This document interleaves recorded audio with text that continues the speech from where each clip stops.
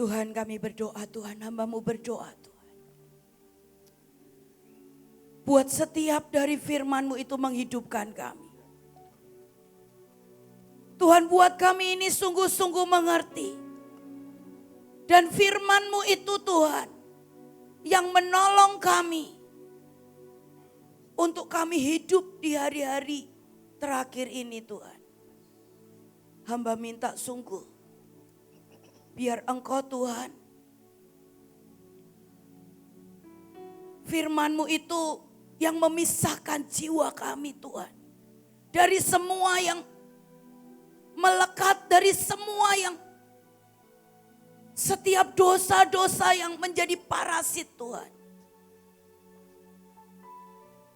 Dan sungguh Tuhan buat kami ini bisa berlari di hadapan-Mu Tuhan. Terima kasih. Di dalam nama Tuhan Yesus. Amin. Selamat pagi. Siapa? Shalom semuanya. Deg-degan. Siapa yang kemarin Sabtu hadir di ibadah? Siapa yang kemarin ketawa-ketawa? Ketawa terus ya. Cuman jujur waktu semuanya tertawa, saya itu merenungkan ini sudah cukup lama. Ya, buat saya sejujurnya pada hari Sabtu saya nggak terlalu bisa tertawa karena buat saya itu adalah sesuatu yang saya gumulkan dan buat saya nggak lucu gitu ya kalau saya ikutan ketawa hari Sabtu itu. Saya itu merasakan seperti ini. Saya ini ikut ibu, saya sudah diasuh ya oleh beliau lebih dari 20 tahun. Tapi yang buat saya hari-hari ini yang saya lihat ya, misalnya begini. Saya ketemu hari ini sama dia. Hari ini ibu akan berkata A. Saya noleh ke kanan, balik lagi ke ibu A plus. Saya cuman kencing ke belakang, balik lagi ke ibu. Itu sudah A plus B. Dan kalau besok saya ketemu lagi sama ibu, itu A plus B plus C plus dan seterusnya.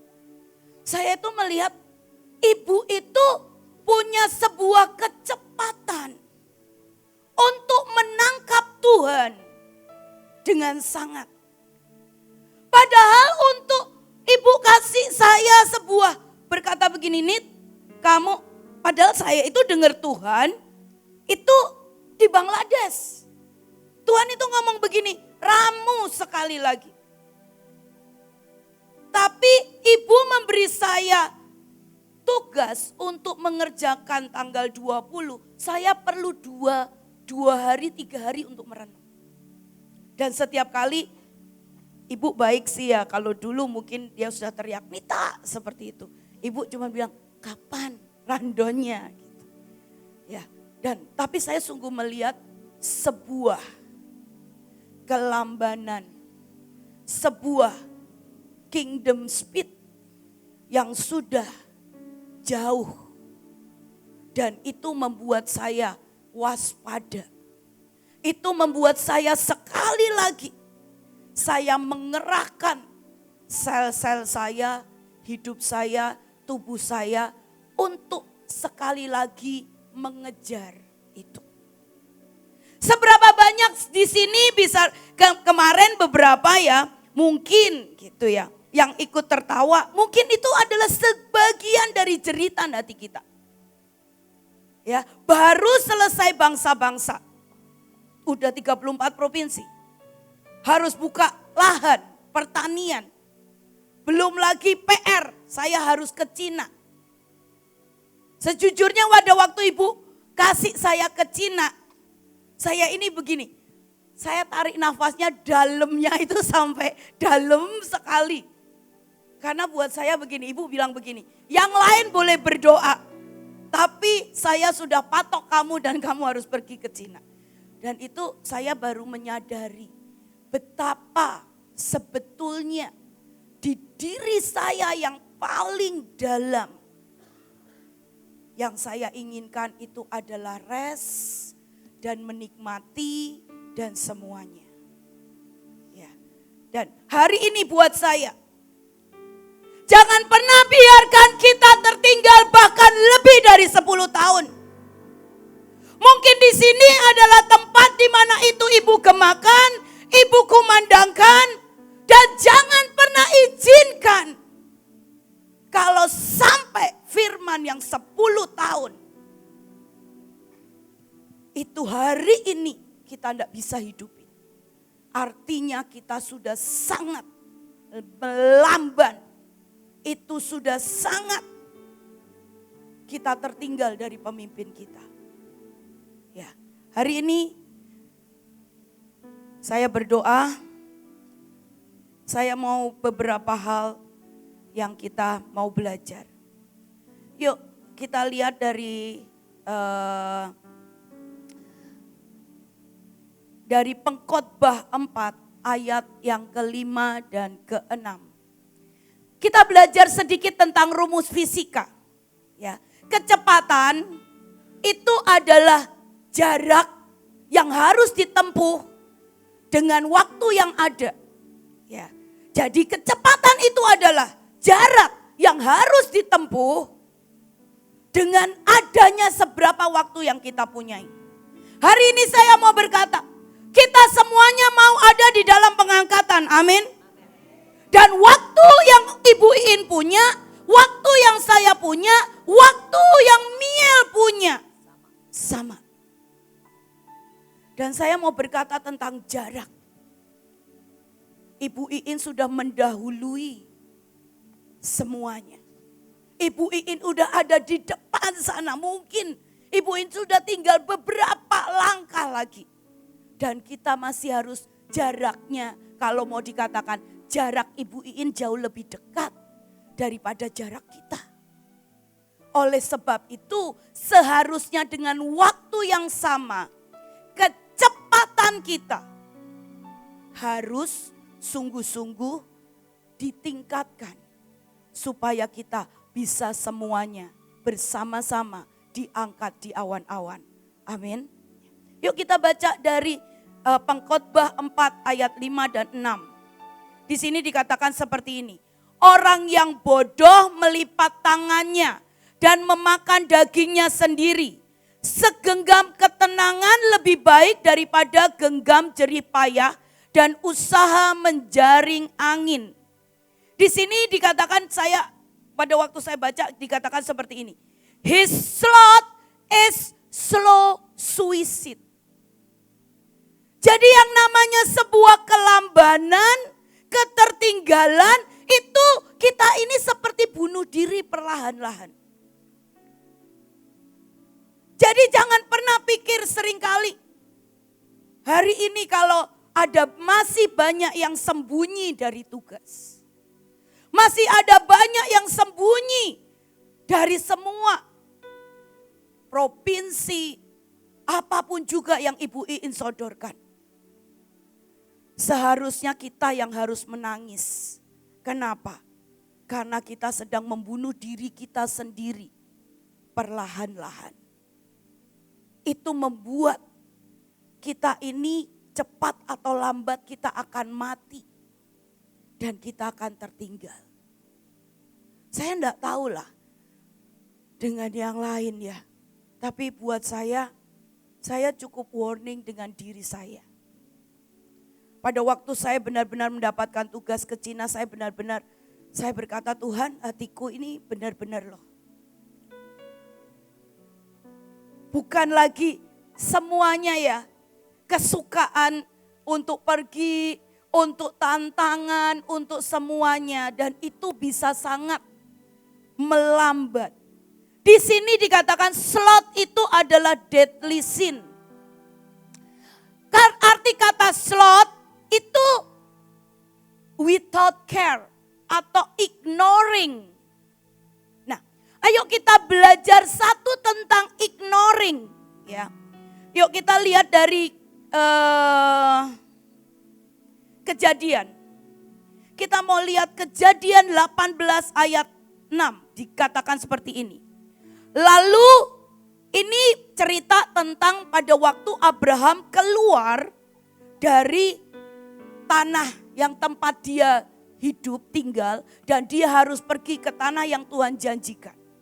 Dan hari itu ada malaikat yang menemui Abraham. Dikatakan seperti ini. Lalu Abraham segera pergi ke kemah mendapatkan Sarah. Serta berkata, segeralah ambil 3 sukat tepung yang terbaik.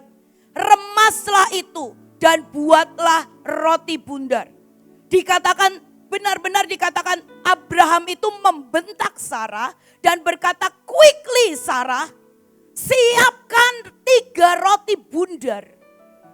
Hari itu saya rasa Sarah belum tentu siap.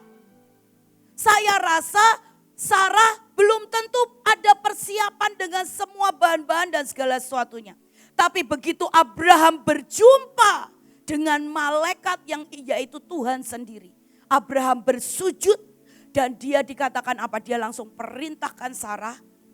Langsung detik itu juga untuk membuat roti bundar. Dan apa yang dilakukan? Di sini dikatakan Sarah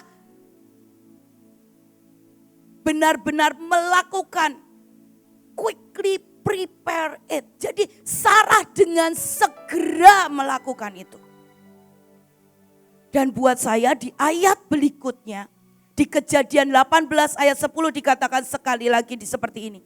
Sesungguhnya aku akan kembali tahun depan mendapatkan engkau pada waktu itu. Itulah Sarah istrimu dan mempunyai seorang anak laki-laki. Dan Sarah mendengarkan pada pintu kemah yang di belakangnya. Bayangin ya, begitu dikasih roti bundar. Hari itu langsung malaikat itu berkata, kamu akan punya anak. Saya sering kali ngelihat Ibu Iin itu cuman gini loh. Tarik nafas aja, dia ngomong gini, Tuhan aku butuh untuk ke bangsa-bangsa. Dan semuanya itu langsung Tuhan sediakan. Seringkali seberapa banyak dari kita bergumul dan berkata, kenapa kalau aku gak dapat-dapat?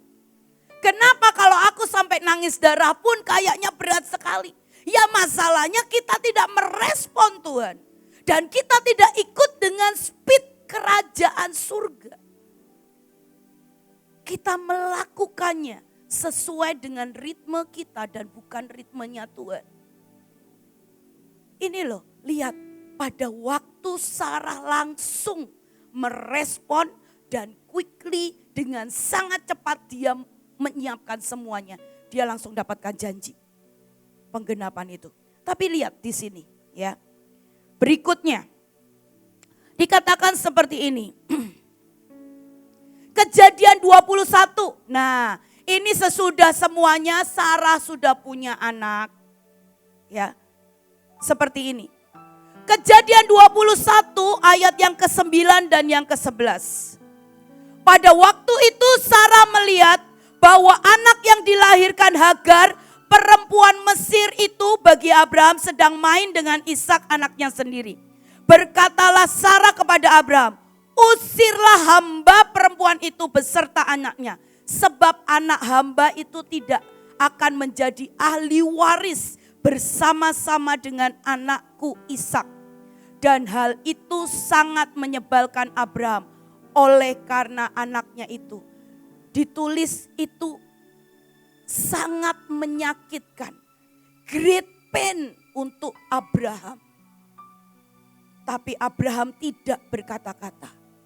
Kalau pada waktu awal dia pergi bersama-sama Sarah untuk masuk tanah perjanjian. Hari itu dikatakan Sarah siapkan roti bundar. Dan Sarah langsung mempersiapkan. Tapi hari ini sesudah Sarah mendapatkan anak. Bahkan Abraham tidak bisa ngomong kalau dia lagi kesel. Bahkan Abraham itu benar-benar sakit melakukannya. Tapi Sarah sudah melamban. Sarah sudah ignoring perasaan Abraham. Sarah sudah ignoring buat semua yang buat dia adalah semua yang dia rasakan. Semua yang dia mau, semua yang dia bisa, semua yang dia mampu. Tapi dia sudah kekurangan untuk punya kekuatan untuk mengenal apa yang Abraham mau.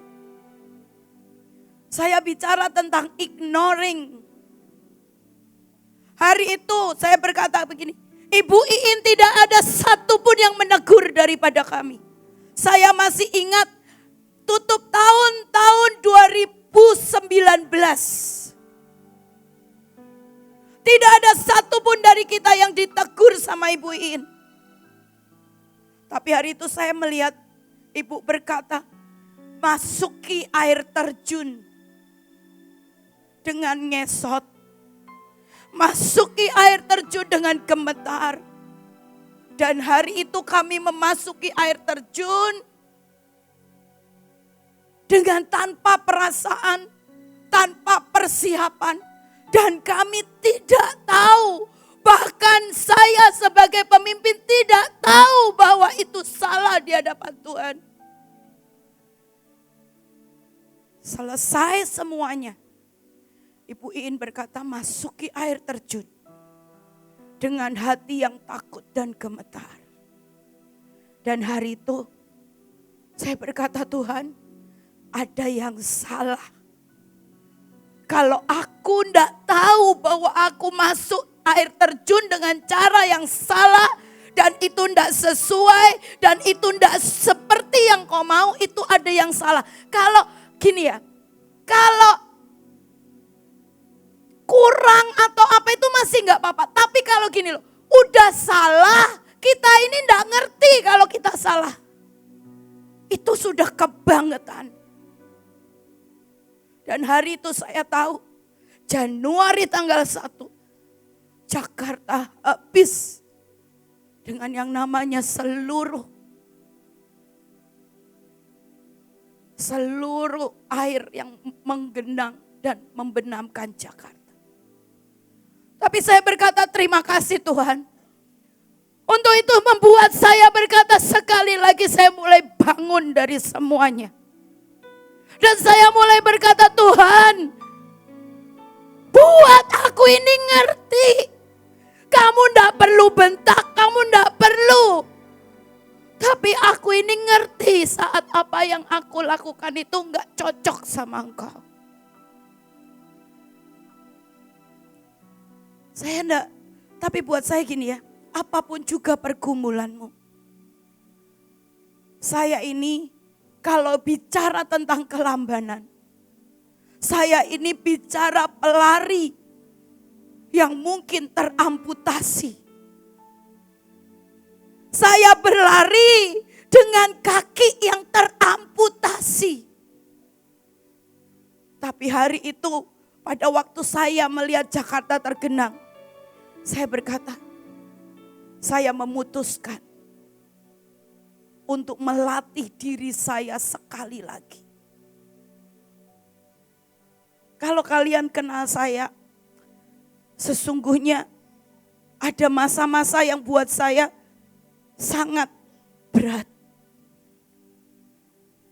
Buat Ruth untuk bisa punya kekuatan cinta dan semuanya buat itu sangat ajaib, sangat indah.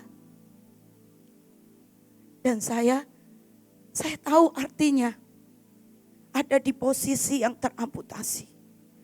Tapi sekali lagi saya pegang janji Tuhan. Saya belajar untuk mengeluarkan yang namanya akar-akar cinta yang keluar dari hidup saya. Mungkin itu akar-akar serabut yang kecil-kecil. Tapi saya belajar kenapa Tuhan itu janji sama saya. Kamu akan punya kekuatan cinta 7 kali lebih kuat daripada kamu sebelumnya. Dan untuk itulah saya berlari dan saya hidup. Tapi hari ini saya mau berkata, kalau kita mau mengikuti yang namanya kecepatan surga. Pertama, perhatikan apa yang engkau ignore. Apa yang hari-hari ini engkau ignoring banyak hal. Saya sesungguhnya pulang dari Bangladesh, saya mengucap syukur. Kenapa? Yang namanya akar-akar cinta saya bertumbuh makin dalam, makin panjang, bertumbuh makin kuat. Dan saya tahu saya akan bisa berlari dan memeluk Tuhan dengan cinta yang lebih kuat daripada sebelumnya. Hari ini seperti Sarah. Sarah sudah melewati semuanya. Dia melihat dipermalukan oleh Hagar. Dia mengalami dijual oleh Abraham. Dan itu seringkali membuat semuanya dia menahan dan dia membuat mengignore bahkan perasaannya. Dan juga mengignore perasaan Abraham, perasaan Tuhan. Apapun juga yang meletihkan, apapun juga yang menyakiti. Kalau kita mau lari di dalam kecepatan kerajaan surga. Mulai perbaiki semua sikap kita. Yang pertama, perhatikan cara engkau. Supaya engkau tidak ada lagi ignoring segala sesuatunya. Saya melihat ada satu binatang, itu namanya sloth. Ya, binatang itu adalah binatang yang paling lamban di seluruh dunia. Saya nggak tahu, bahkan tidak dikatakan semut. Kecepatannya itu cuma 240 meter per jam. Jadi dia itu lamban sekali. Dan itu binatang itu namanya itu sloth. Dikatakan seperti itu. Ya, oke. Ya, yang pertama untuk kata sloth tadi dikatakan adalah apa? Ignoring. Ya. Yang kedua di sini dikatakan, yuk kita baca dari Ibrani 12 ayatnya yang pertama.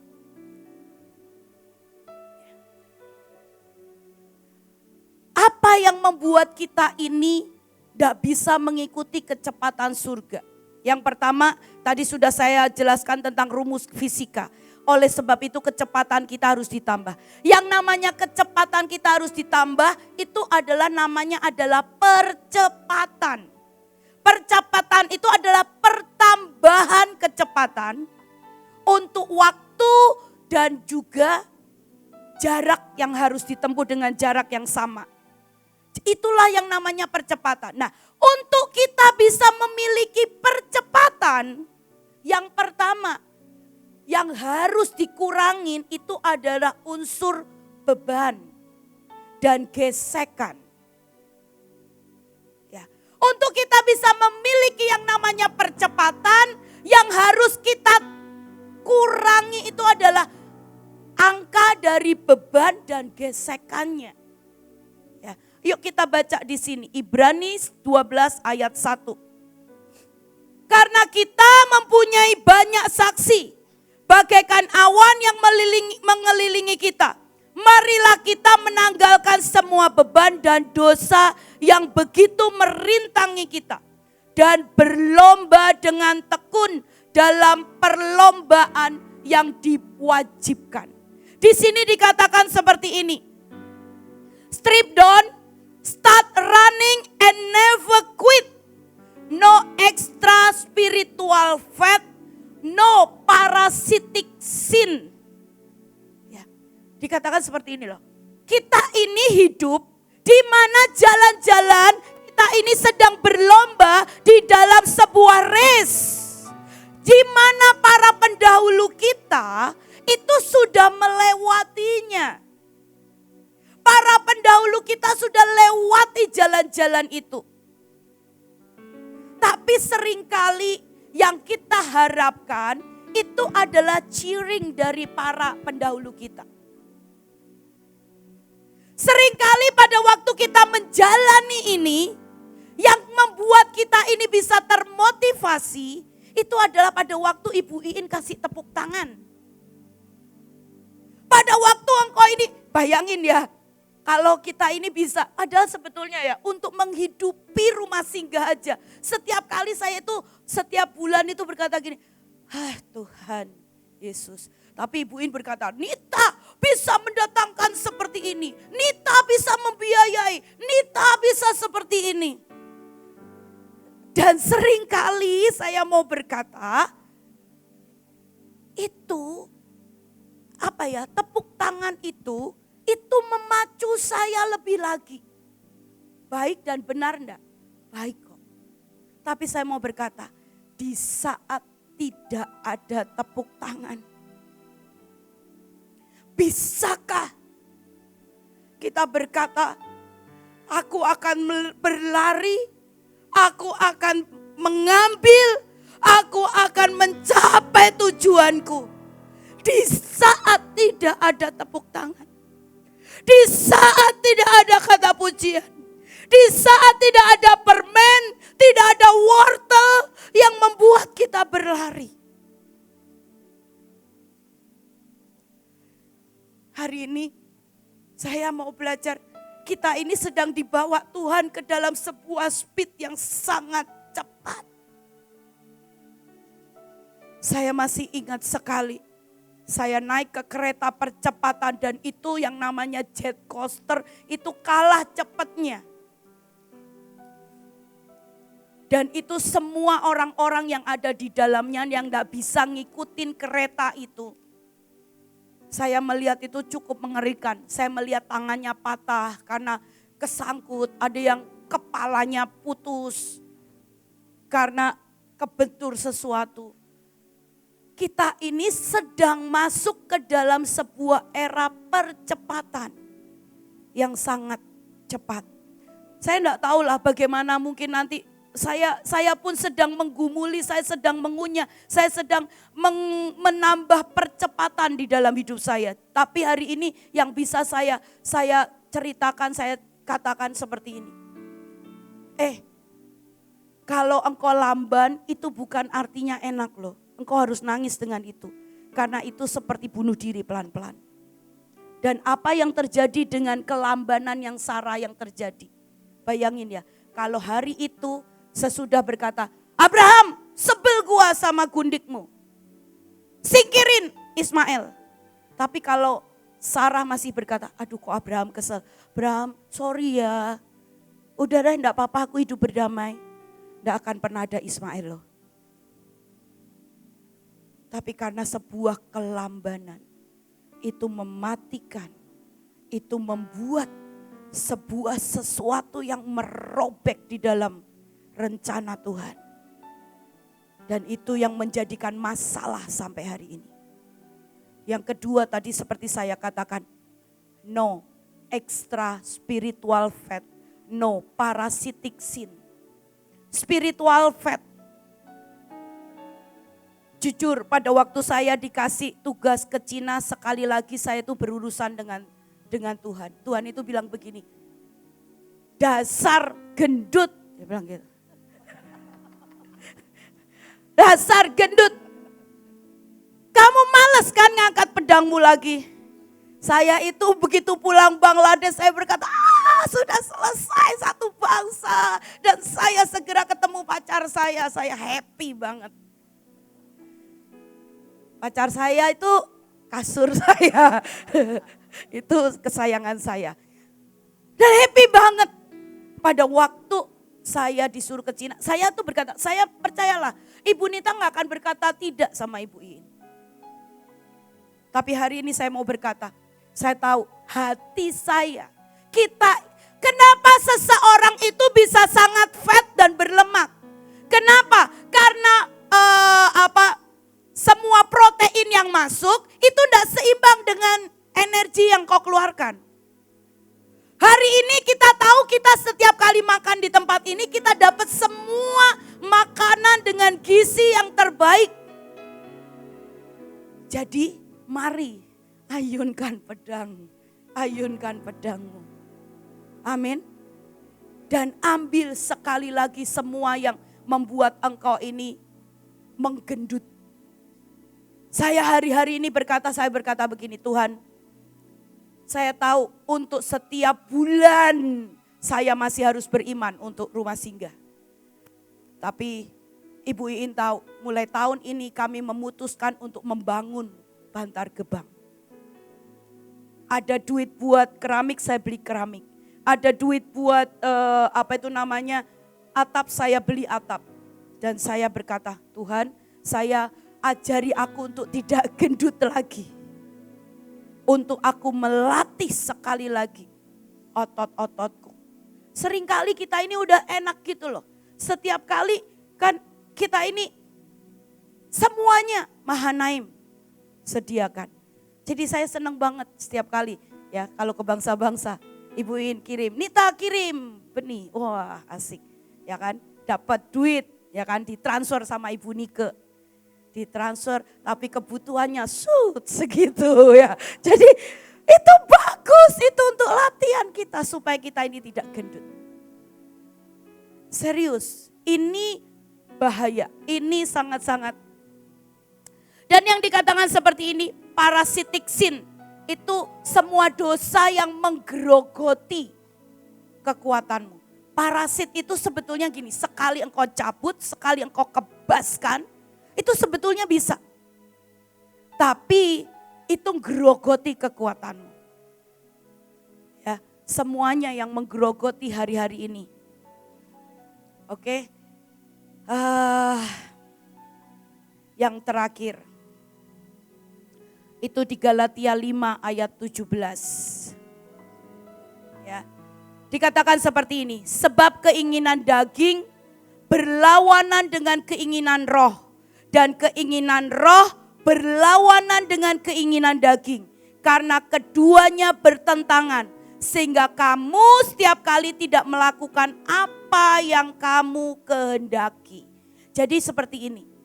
Untuk kita bisa tetap ada di dalam kecepatan dari kerajaan surga. Ikut dari kecepatan dari semua pemimpin. Tuhan itu ngomong seperti ini. Ada satu statement dari Tuhan berkata seperti ini. Biarkan ruangan itu aku isi. Pada waktu ruangan itu isinya adalah dirimu sendiri. Maka ruangan itu sudah tidak ada lagi tempat untuk aku ada di dalamnya. Seringkali apapun juga yang kita mau, apalagi kalau kita ini sudah jadi pemimpin, kita ini sudah senior, kita ini sudah ngerasa semuanya kita tahu. Kita dengan mudah pakai dan isi ruangan itu semuanya dengan yang diri kita. Pada waktu penuh dengan diri kita.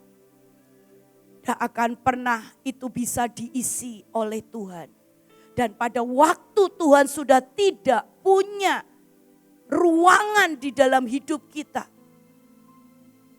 Maka yang namanya self-interest, yang namanya kepentingan pribadi dan keinginan diri sendiri itu akan sangat kuat. Dan kita tidak akan pernah bisa mengambil keinginan dan kerinduan Tuhan. Hari ini kalau saya berbicara seperti ini bukan karena saya sudah bisa. Saya masih terus melatih setiap kecacatan saya. Saya harus terus melatih untuk meramu. Untuk mempersiapkan tanggal 20 saya berkata, Tuhan please ajari aku. Sekali lagi sebelum aku pulang ke surga. Sebelum nanti kita dijemput, engkau menjemput aku di awan-awan. Izinkan aku. Karena ini yang Tuhan kasih. Tuhan berikan nama saya. Yang membuat surga dan bumi bersorak-sorai.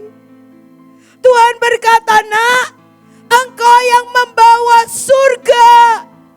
Itu dinyatakan di bumi. Semua suasana surga. Semua blueprint surga itu yang menjadi utama dalam panggilanmu. Itu ada di bumi. Saya tidak mungkin bisa dengan cara saya yang lama. Saya tidak mungkin berhenti dengan kecacatan saya. Saya akan pakai berbagai alat demi alat. Hari ini kalau engkau berkata, aku tidak bisa perang. Aku tidak bisa punya iman. Aku cacat di bidang ini. Saya mau berkata, jangan pernah berhenti karena kecacatan itu. Kenapa? Karena Tuhan yang mau. Tuhan yang ingin sungguh-sungguh kita menggenapi setiap rencananya. Amin. Saya enggak bisa menjelaskan dengan lebih baik dan lebih detail. Tapi saya berkata, hari ini saya sedang push untuk seluruh sel-sel saya. Untuk sekali lagi mengikuti setiap kecepatan surga.